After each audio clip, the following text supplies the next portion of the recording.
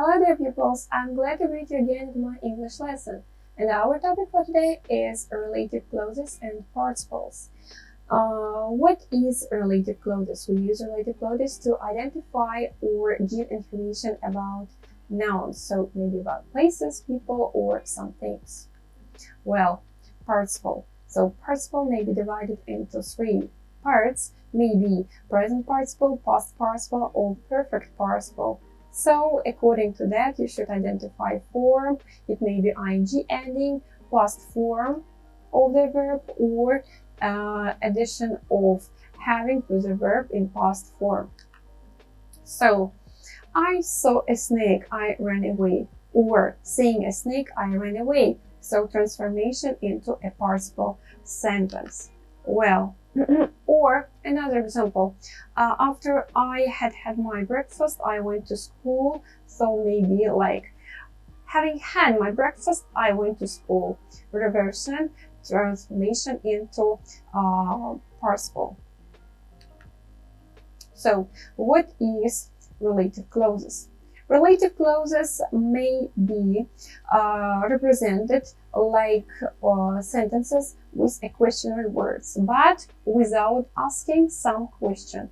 So these words, they are like only linking words in order to bring some particular meaning in the sentence. So, for example, who, whom, which, that, whose. Well, let's take one of them.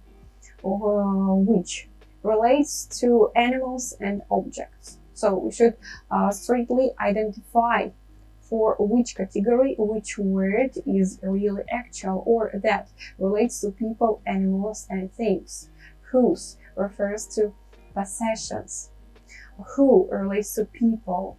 Whom relates to people, but when they are object but not subject, like with who. So you should learn by heart, and after, as a result, you may use them in your writing or in your speaking. So the other verbs like where refers to places, or what about when refers to, of course, time. Why refers to reason. What relates to things. And what about zero linking word is like relates to people and things. So we may leave just without any particular linking word and just state or say express something that we would like. So what about defining? So no commas. Firstly, some students, they make some mistake and put commas expressing some things, but it's really silly mistake. Try to avoid this mistake. I have some example. I call my brother who lives in Ontario. So here you are without any commas, just connective who and that is. After that, we continue our positive order of the words in the sentence without any asking questions.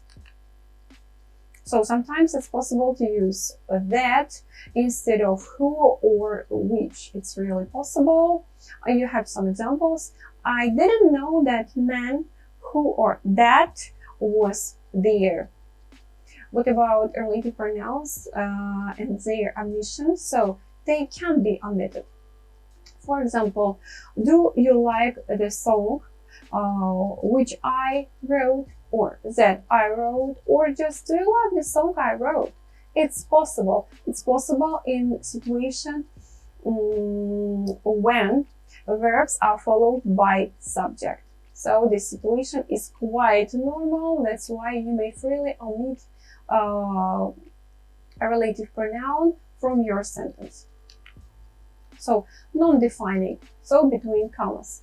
Here you should fix some commas. Well, when you give extra information, not necessary to distinguish thing or person we are talking about. So my brother who lives in Ontario is older, so we'd like to emphasize some information. Well, it's quite unnecessary information. We may stay without this information, but in order to emphasize that it is not the key information, please just fix commas in order to show the starting of this information and finishing. So we cannot use that. So that may be forbidden in some sentences instead of who and which, but in some particular situations, for example, these bikes which cost a fortune are made in Japan. So not that. Here you are. And relative pronouns cannot be omitted in some situations. They cannot be excluded from the sentence. So we cannot omit who or which in sentence like, they introduced me to John, who I liked immediately. So here are some examples. Well, relative clauses reduced participles. I gave you some another sentence. We use a past participle in a place of passive verb. For example, the boy who was injured may be transformed into just injured. The boy injured in the accident was taken to the hospital. So that is all I wanted to say about relative pronouns, relative clauses. So thank you for your attention. Have a good day and goodbye.